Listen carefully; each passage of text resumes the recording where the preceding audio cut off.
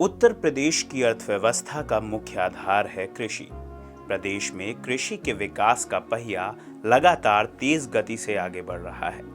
आज प्रदेश के किसानों के चेहरों की मुस्कुराहट की वजह है उत्तर प्रदेश के मुख्यमंत्री योगी आदित्यनाथ। उत्तर प्रदेश के मुख्यमंत्री योगी आदित्यनाथ की दूरदर्शी सोच के कारण कृषि, बागवानी, मत्स्य पालन व पशुधन के क्षेत्र में लाई गई कई कल्याणकारी योजनाओं की मदद से किसानों को लाभ पहुंचाया जा रहा है।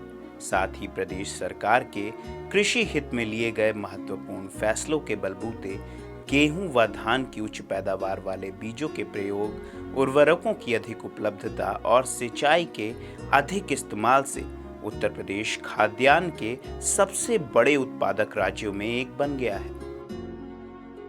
चाहे वो मूल्य समर्थन योजना के तहत किसानों से की जा रही धान खरीद हो या फिर किसानों को खेती में अच्छी पैदावार और मुनाफे के लिए किसान क्रेडिट कार्ड की सुविधा देना हो, प्रदेश की योगी सरकार लगातार किसानों के हित में कई कृषि योजनाएं लागू कर चुकी है, जिससे संपूर्ण राज्य में बड़ी संख्या में कृषक लाभान्वित हो रहे हैं।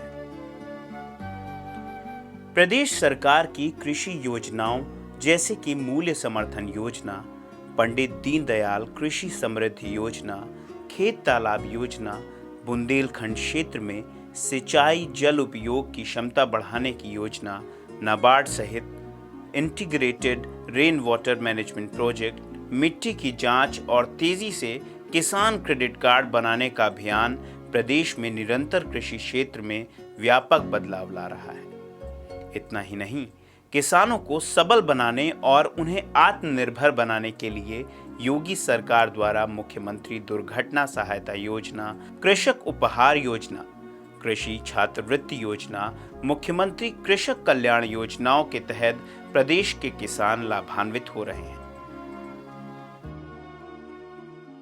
मैं उत्तर प्रदेश के मुख्यमंत्री श्री योगी आदित्यनाथ जी को विशेष रूप से बधाई देना चाहता हूं कि उन्होंने कथनी और करनी में अंतर नहीं आने दिया और जो कहा था मुख्यमंत्री बनने के बाद कि 100 दिन के अंदर ही ऐसे छोटे और सीमांत जो किसान हैं उनका कर्ज माफ किया जाएगा, उस वादे को 100% उन्होंने पूरा करने में कामयाबी हासिल की है। मैं उन्हें अपनी तरफ से विशेष रूप से मैं बधाई देना चाहता हूं। आपको याद होगा, इसी यूरिया खाद की खरीद करने के लिए आपको लाइन में खड़े होना पड़ता था, यहां तक कि कभी कभी आपके ऊपर जो है लाठी चार्ज भी की जाती थी। लेकिन केंद्र में मोदी जी के नेतृत्व में सरकार आने के बाद बहनों भाइयों, हर किसान हिंदुस्तान का इस सच्चाई को स्वीकार करता है कि केंद्र में मोदी जी के नेतृत्व की सरकार आने के बाद खाद की कीमत में कमी हुई है और खाद की खरीद के लिए हमारे किसानों को अब लाइन में नहीं खड़े। हमने देखा है पिछले 15 वर्षों के दौरान उत्तर प्रदेश के अंदर जब एक किसान खाद और बीज लेने के लिए जाता था, उसे समय पर खाद और बीज तो नहीं मिल पाता था, लेकिन उस पर पुलिस की लाठियां जरूर उस पर बरसती थी। पहली बार हुआ है जब केंद्र में मोदी जी की सरकार आई तो बीज और खाद की किल्लत उन्होंने नहीं होने दी, खाद के दाम कम किए गए और उत्तर प्रदेश के अंदर भारतीय जनता पार्टी की सरकार आई जब किसान को बीज और खाद के लिए भटकना नहीं पड़ा और किसान को आज स्वावलंबी बनाने के लिए, उसके सतत आर्थिक उन्नयन के लिए उत्तर प्रदेश सरकार इस ऋण मोचन के कार्यक्रम को लेकर के आप सबके बीच में आई है। आज से ये कार्रवाई प्रारंभ हो गई है। आप सोचिए, आजादी के 65-66 वर्षों तक किसी ने नहीं सोचा कि किसानों का भी खाता होना चाहिए, इस देश के गरीबों का भी खाता होना चाहिए, इस देश के मजदूरों का भी खाता होना चाहिए।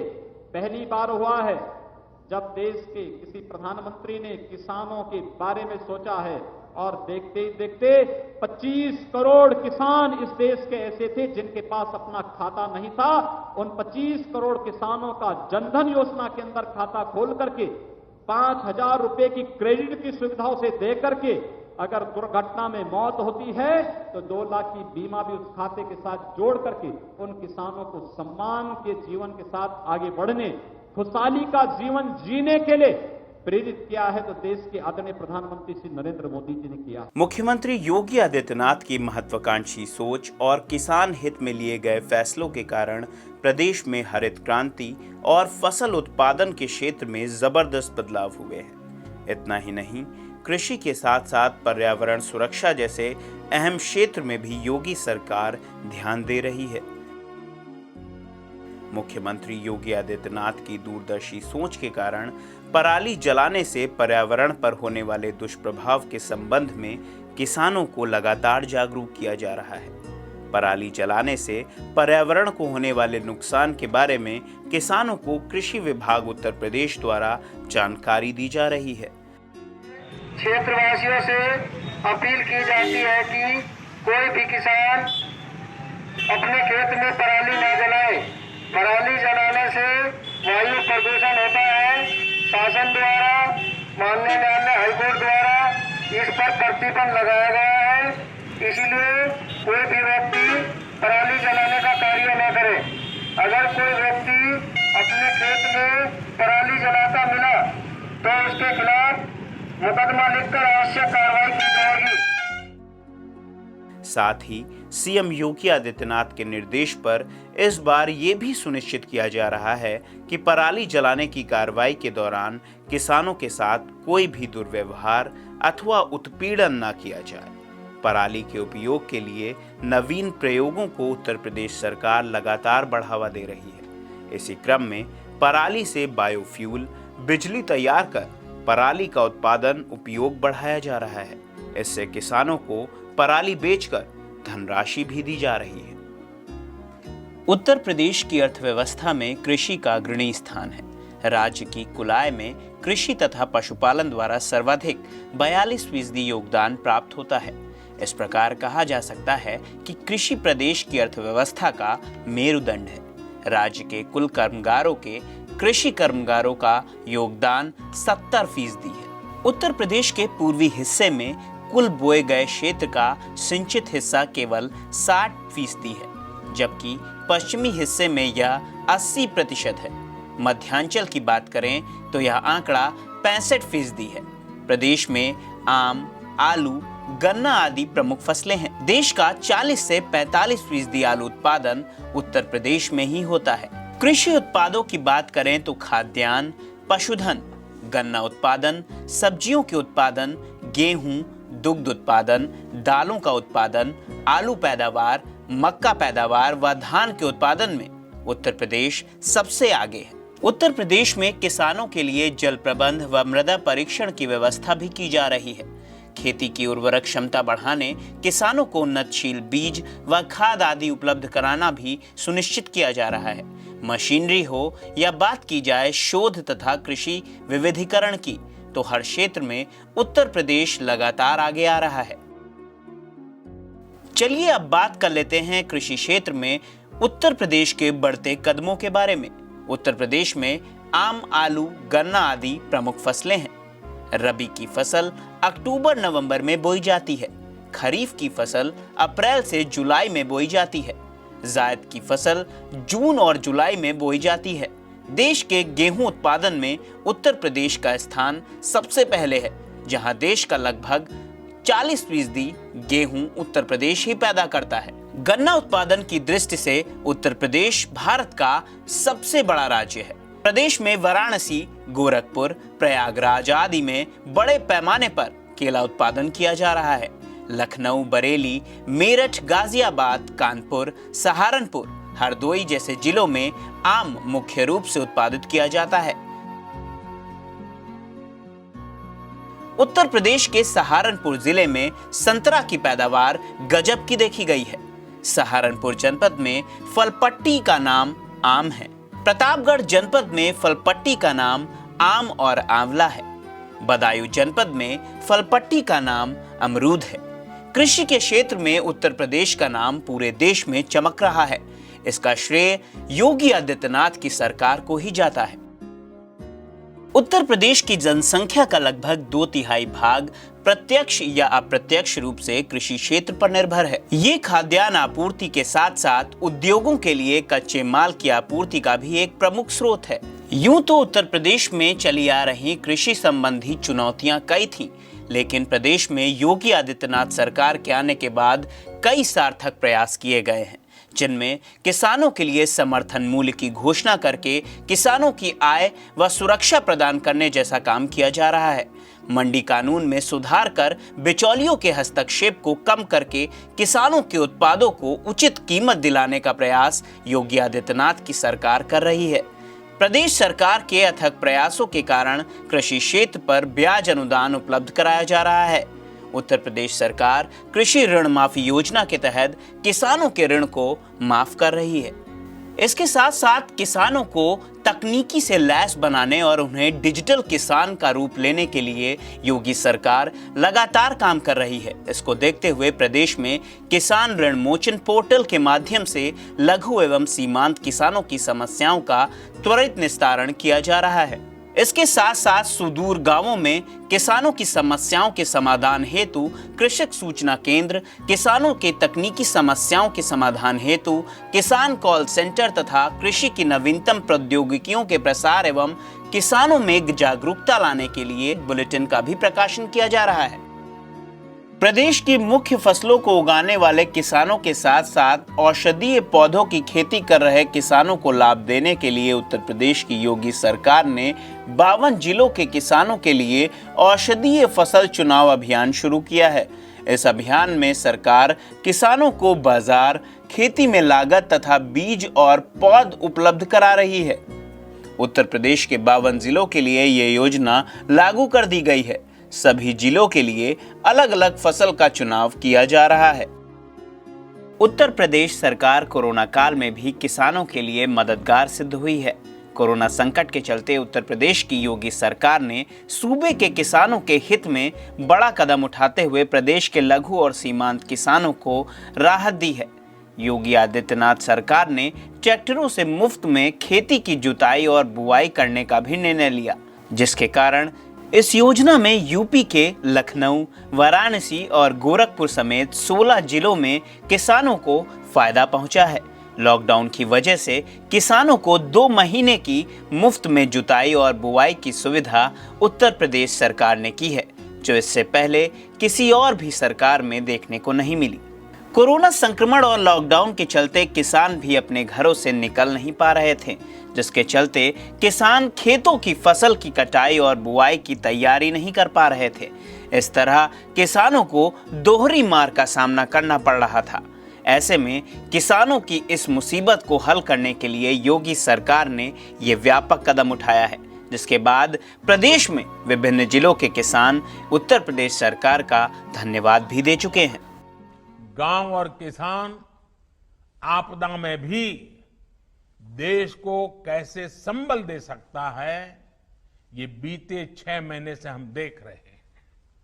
ये हमारे किसान ही हैं जिन्होंने लॉकडाउन के दौरान देश को खाने पीने की जरूरी सामान की समस्या नहीं होने दी। देश जब लॉकडाउन में था तब हमारा किसान खेतों में फसल की कटाई कर रहा था और बुआई के नए रिकॉर्ड बना रहा था। लॉकडाउन के पहले दिन से लेकर के दीपावली और छठ तक के 8 महीनों के लिए 80 करोड़ से ज्यादा देशवासियों तक अगर मुफ्त राशन आज हम दे पा रहे हैं, पहुंचा पा रहे हैं, तो उसके पीछे भी हमारे सामर्थ्य के साथ साथ हमारे इन किसानों की तपस्या जुड़ी है। उत्तर प्रदेश के मुख्यमंत्री योगी आदित्यनाथ की महत्वाकांक्षी सोच के बलबूते सूखाग्रस्त बुंदेलखंड क्षेत्र में भी हरियाली की लहर आ चुकी है। उत्तर प्रदेश के बुंदेलखंड सहित गंगा तट पर बसे 27 जिलों में योगी सरकार जैविक फसलों का उत्पादन करने वाले किसानों की सहायता करने के लिए प्रदेश सरकार 6 जिलों लखनऊ, वाराणसी, मेरठ, गोरखपुर, आगरा और झांसी में प्राकृतिक उत्पादों के प्रमाणीकरण के लिए लैब की सुविधा भी उपलब्ध करा रही है। प्राकृतिक खेती की फसलों में प्रमाणीकरण का काम मंडल स्तर पर मंडी परिषद की ओर से किया जा रहा है, जैविक खेती के प्रोत्साहन के कार्यक्रम में गंगा किनारे बसे 27 जिलों की 21 नगर निकाय और 1038 ग्राम पंचायतों सहित 1648 राजस्व गांवों को शामिल किया गया है। इस योजना के कारण बड़ी संख्या में किसान लाभान्वित हुए हैं। प्रदेश में योगी आदित्यनाथ सरकार आने के बाद मंडियों का स्वरूप भी बदला है।